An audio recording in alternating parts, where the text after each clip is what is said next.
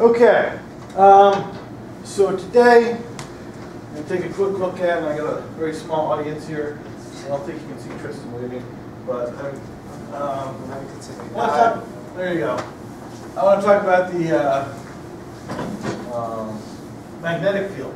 Now, first of all, what causes a magnetic field? Okay, we're going to take a look at that very briefly. We're going to look at the creation of the magnetic field more in the next chapter. But for what we're doing right now, let's just say it's a moving charge. Okay, we're going to look at you have an electromagnet that has it has current carrying wires around the core, usually an iron core, and that will make an electromagnet. It's a current moving through the wires that makes the electromagnet so strong. We also have permanent magnets like your refrigerator magnets, where we have the electron spins where they are lined up in just the right way so that you create a magnetic field as well. Now, so the key is that moving charge creates a magnetic field. Now think about this. What creates a gravitational field? Mass. What's affected by a gravitational field? Mass. What creates an electrical field? Charge. What's affected by an electric field? Charge. So now, I just told you that moving charge creates a magnetic field. So what do you think is going to be affected by a magnetic field? Moving charge. Okay. So now, we said that gravitational field, we could define it as gravitational field would equal, and this is G the vector, it's a force per unit mass. We would call that little g near Earth. We have an electrical field, okay, which is going to be the force per unit charge. Well, for a magnetic field, which we denote with the letter B, okay, that's going to equal the force, not just per moving charge, and not just per charge, but per QV.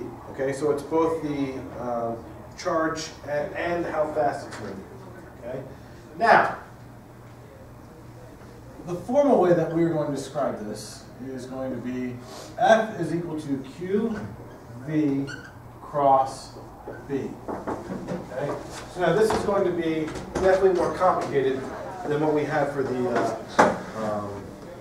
last one tried. But it's going to be, because we have a cross product, we have with two vectors. Okay. Now, a couple things about this. Okay. F is equal to QV cross B. Okay. Let's take a look at the magnetic field here. All right. If I just look at it in terms of, let's just say that everything here is 90 degrees. So I want to put F is equal to QVB, and I'm just looking at the magnitude.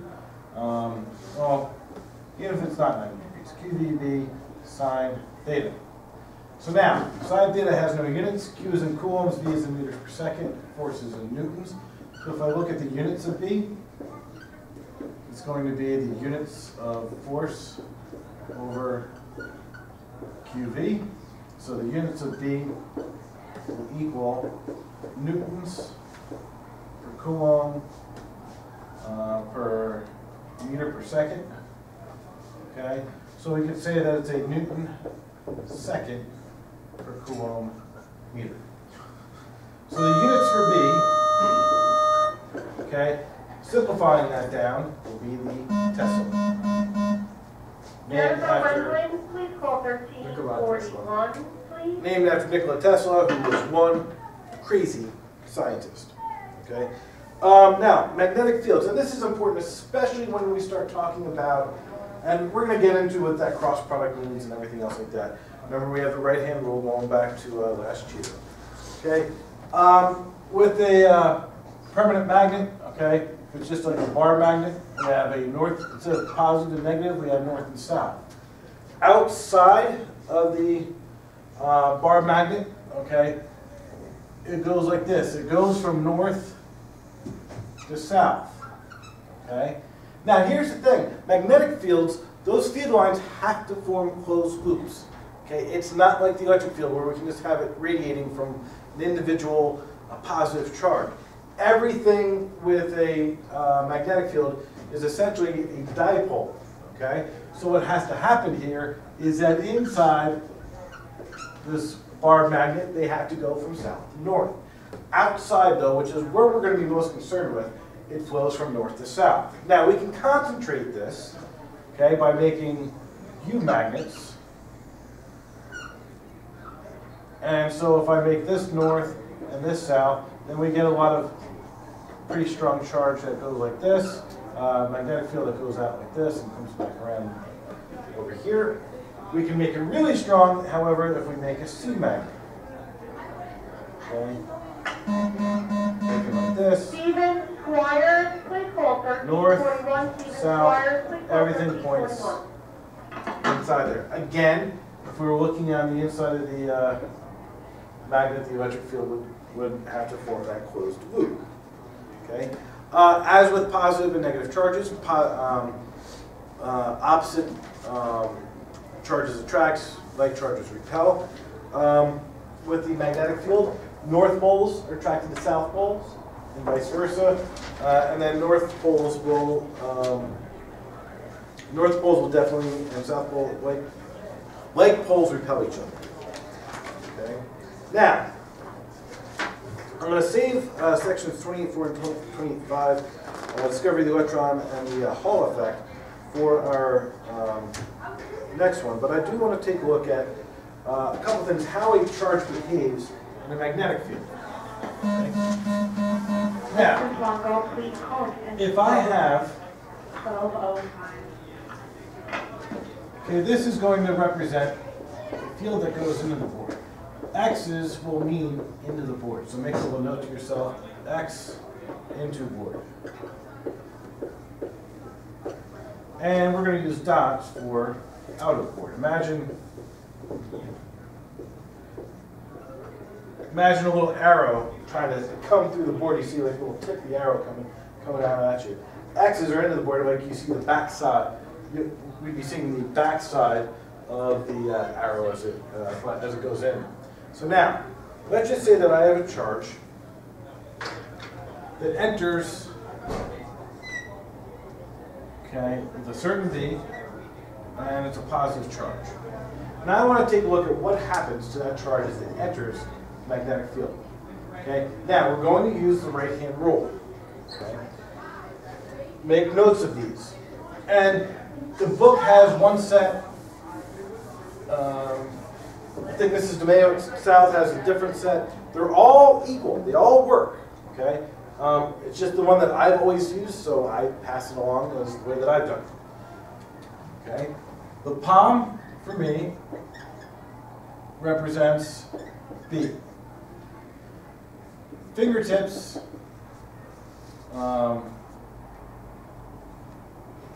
fingers represent V. Thumb will be the force. Other people go like this. Some people will switch the order. You can switch the order, okay? But whatever right-hand rule you use, be consistent with. That's all I have to say. I'm going to show you one. If you like a different one and you want to go with it, then do it. Just be consistent, okay? So now, my fingers point in the direction that the charge is going to go. My palm points in the direction of the magnetic field. So it's into the board, so my palm points into the board. My thumb points in the direction of the force. So now this goes in here like this. As this goes through, as this enters into the magnetic field, there's going to be a force that will attract it to the left. Okay? If, however, I do a force that goes like this, okay, it's entering in, there's no force out here, and then bring it into the field. This is a Q negative with a certain V. Okay. So this enters our magnetic field. Okay, for a positive charge, it would be pulled downward. Because it's a negative charge, you flip it over. Okay, so I flip it over. So now my force is up. Okay, that's the way that the right-hand rule will work for what we're going to talk about. Okay.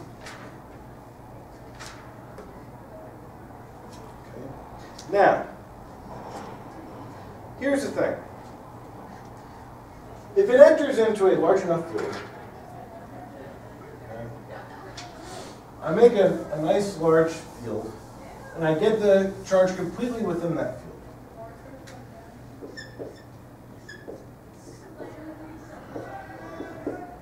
And we make a nice large field here. And typically I make X's, because it's a little bit easier to work with. Dots work just as well though. But I have a charge that is moving initially like this. Okay? I'm going to say it's a positive charge that's moving to the right. Okay? Now, here's what happens. As it's going to the right here, this is going to be my V initial essentially. There's going to be a force directed upwards on it. Well, as that force is pulled upwards on it, it's now going to be moving, it gets deflected off in this direction. Well, if it's now going off in this direction, my force is no longer pointed straight up. My force is still pointed at 90 degrees. So now it's going in that direction. Again, okay, I'm no longer going in this direction.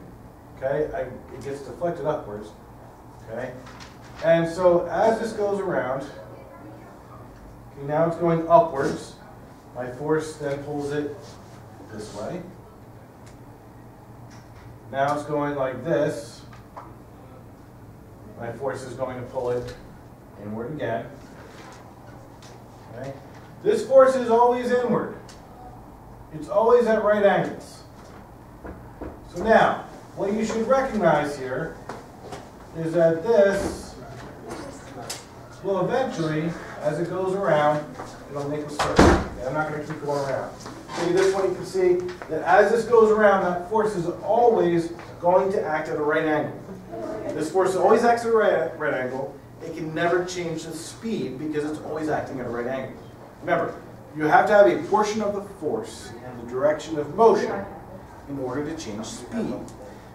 This force is never in the direction of motion. It's always 90 degrees. There's no component that's in the direction of motion. It can't change the speed. So what happens as this goes around, okay, right? As I take this off, that force goes around. So this might be my V0.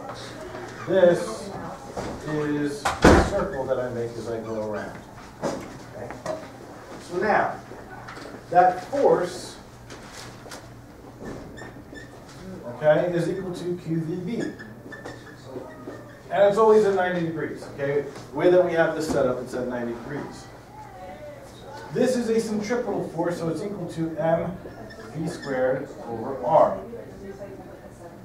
So now we want to figure out what the radius of that circle is. We cancel out the v's, all right? We do some algebra. R will equal mv over qb, okay? This is the radius of a circle as it goes around. So now, we can have a helical path, by the way. If it's just going around in a circle like that, that's great, okay? But let's just say that we give it an initial velocity, let's say into the board. Well, that into the board part is not going to be affected by the magnetic field.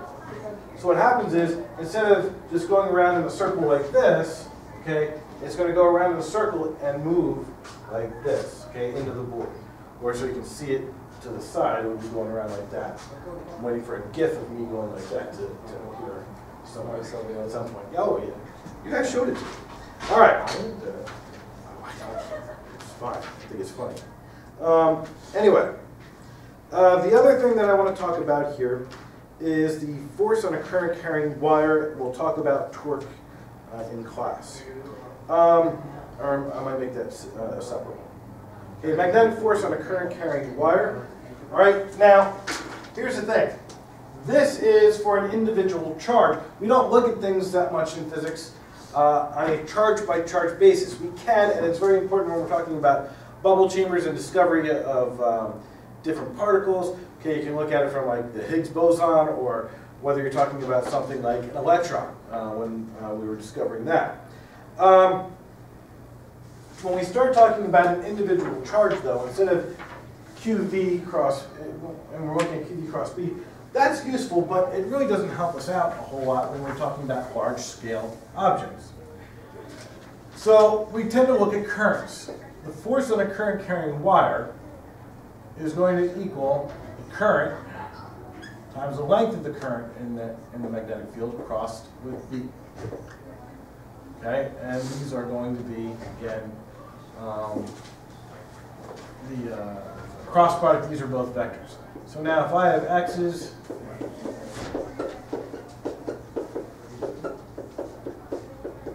and I have a current carrying wire going like this, okay? It's conventional current. We look at conventional current. We don't set it up as real current. It's actually the same thing. I'll show you that in a second. All right? Fingers go in the direction of the charge. Magnetic field's into the board. We get a force upward. So there's a force upwards on this wire. So what tends to happen is, instead of the wire looking like this, the wire tends to go like that. You get a bump in the wire. Now, you say, all right, real current goes in the opposite direction. Okay? We assume here that it's positive charge, remember, with conventional current. With real current, it's negative charge. So it's going the opposite direction, and it's negative. So I flip it up, and look, it's the same force. Okay? It doesn't help us out. It doesn't change anything for us. So we can still look at it in terms of conventional current. You guys will have a bunch of problems to work on with respect to that. So once it's really through the problems that you're going to get a better understanding for this, and we'll work on some of these problems in class. What I want you guys to work on, okay, first of all, to get a better understanding of right-hand rule, okay, you guys will do question 8. Okay, not problem 8, question 8. Maybe you'll do problem 8 too, but I want you to do question 8. That is a good question to help you with your understanding of this. Okay. All right. So now, for the next class, I'm only going to give you 5 problems because I only have like one day really for you to do this. So we'll do. So let's go with question. Let's do problems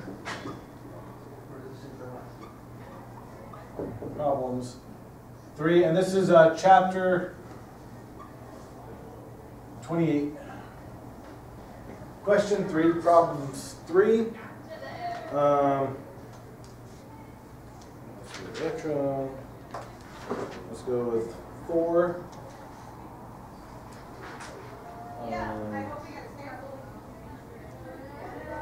19, let's see, 3, 4, 3, 4, try to stay away from it.